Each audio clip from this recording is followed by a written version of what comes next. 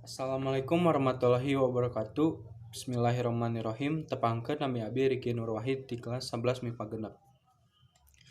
Hadirin anu kusim kuring dipika hormat, sateacana hayu urang panjatkeun puji sinareng syukur ka Gusti Allah Subhanahu wa taala anu tos maparin kesehatan sangkan urang sadaya tiasa kempal di tempat ieu. Teu hilap salawat sarta salam urang curahkeun ka nabi urang sadaya Muhammad sallallahu alaihi wasallam, kulawargana, sahabatna sareng umatna nepi ka akhir zaman.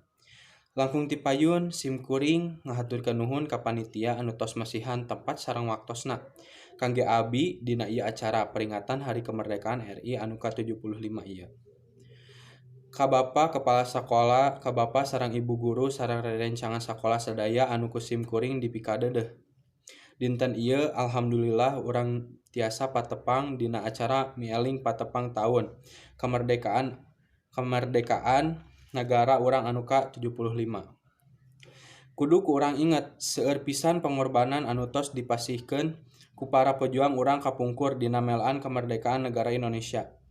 Arurang sadaya salaku generasi muda penerus bangsa geus kuduna urang neruskeun perjuangan para pahlawan arurang. Carana diajar leuwih giat pikeun bangsa Indonesia anu leuwih hade ka hareupna.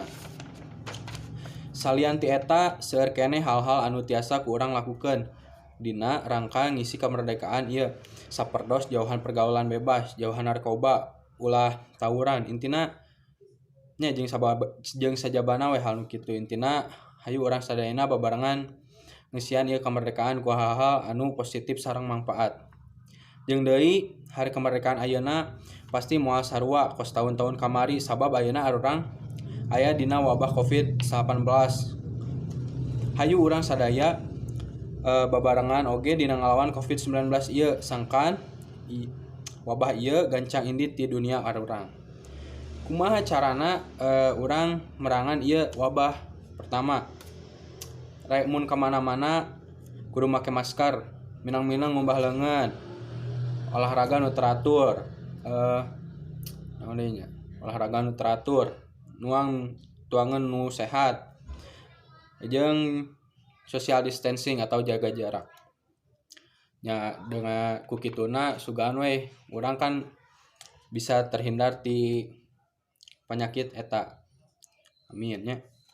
Mung sakitu wae anu tiasa kapihatur ti simkuring, hapunten bilih aya kelepatan upamana dina biantara ieu aya kecap anu kirang merenah nyungkeun dihapunten. Wabillahi taufiq wal hidayah. Assalamualaikum warahmatullahi wabarakatuh.